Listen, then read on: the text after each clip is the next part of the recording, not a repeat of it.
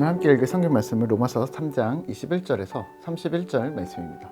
로마서 3장 21절에서 31절 말씀입니다. 오늘은 21절, 22절 말씀을 읽겠습니다. 이제는 율법 외에 하나님의 한 의가 나타났으니 율법과 선지자들에게 증거를 받은 것이라. 곧 예수 그리스도를 믿음으로 말미암아 모든 믿는 자에게 미치는 하나님의 의니 차별이 없느니라. 아멘. 오늘 함께 생각할 주제는 모두 공평합니다 입니다.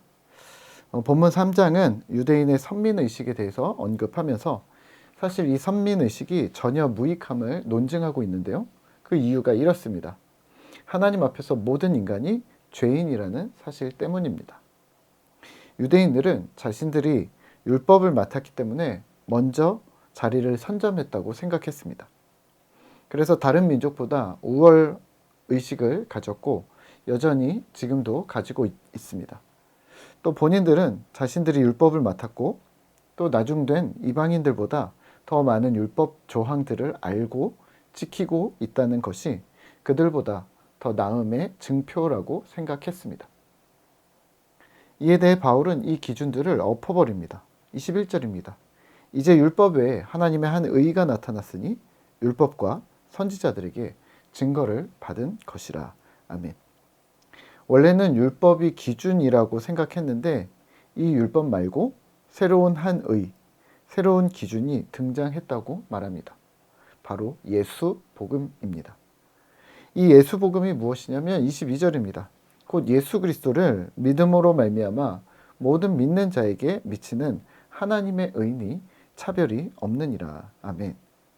복음이 무엇이냐면 예수를 믿음으로 하나님의 의로우심을 덧입게 된다는 사실입니다. 때문에 자랑할 것도 없고 자랑할 장소도 없고 내가 이렇게 해왔다는 노력을 말할 것도 없다고 말합니다. 왜냐하면 사람이 의롭다 하심을 얻은 주체는 인간이 아니라 하나님께 있기 때문입니다. 28절입니다. 그러므로 사람이 의롭다 하심을 얻는 것은 율법의 행위에 있지 않고 믿음으로 되는 줄 우리가 인정하노라. 아멘. 이런 거죠. 엄마가 아이들에게 계란 후라이를 해주었습니다. 똑같은 계란 후라이를 해줬는데 똑같은 계란으로 해줬는데 한 아이는 내 계란이 하트 모양이라고 자랑합니다. 또 한 아이는 색깔이 노릇하고 예쁘다고 자랑합니다. 여기서 아이들은 애교로 봐줄 수 있습니다. 애들이니까요. 헌데 만약에 40살, 50살 먹은 시커먼 어른 둘이서 나는 하트 모양이고 나는 반숙이고 그래서 내가 너보다 낫다라고 논쟁하고 있다면 바보짓입니다. 또 여기서 만약에 40살과 7살짜리가 그걸 가지고 둘이 싸우려고 논쟁하려고 한다면 그것도 어울리지 않는 짓입니다. 오늘 율법과 복음이 바로 이러합니다. 율법은 어떤 기준을 마련하는 건데요. 계란 후라이가 하트 모양이라든지 반숙이나 완숙이라든지 어떤 기준을 자꾸 제시하는 겁니다. 계란 노른자가 흰자의 정 가운데 얼마나 위치해 있는지 그런 기준을 만드는 겁니다. 정 중앙에 있으면 이거는 좋은 맛있는 계란 후라이야 이런 기준을 만드는 게 율법이란 말입니다. 물론 이런 기준이 있으면 또 좋죠. 하트 모양이면 예쁘고 또 흰자 중앙에 노른자가 반숙으로 이렇게 예쁘게 딱 있으면 사진을 찍을 만큼 먹음직스럽고 그렇겠죠. 하지만 계란은 계란입니다. 엄마 입장에서 그냥 그런 거지 우월은 없다는 말입니다. 엄마는 아이들이 이 계란을 먹고 더 튼튼해지고 건강하게 자라기를 바랄 테니까 말입니다. 오늘 사도 바울은 지금까지 유대인들이 율법을 기준으로 만들어낸 이 가짜 해답을 반대합니다. 그들이 제시한 기준, 그들이 제시한 어떤 선들을 반대합니다. 예수 복음은 이 가짜 해답 수준이 아니라 실제 복음이기 때문입니다. 오늘 말씀을 묵상하며 우리는 무엇을 기억하고 적용해야 할까요? 네, 하나님 앞에서의 공평을 기억하시죠. 어디든 공동체가 형성되고 조직이 되어가면서 긍정적인 면과 부정적인 면이 존재합니다. 우스갯소리로 교회 안에서 절대 건드려서는 안 되는 3대 권력이 있다고 말합니다. 하나는 권사회, 두 번째는 성가대, 세 번째는 교회 식당이라고 말합니다. 사실 예배와 교인들을 일선에서 섬기면서 헌신하시는 우리 중직자들을 생각한다면 민망하고 안쓰러운 일입니다. 그만큼 우리의 연약함 때문에, 하지만 그만큼 우리의 연약함 때문에 우리가 속한 곳들이 어디가 되었든 고착화되고 서열화된다는 말이기도 합니다. 그렇게 은혜로 섬기고 있지만 말입니다. 그러면 우리는 어떻게 해야 할까요? 네, 스스로 자주 점검하셔야 합니다. 나 역시 예외가 없다고 생각하셔야 합니다.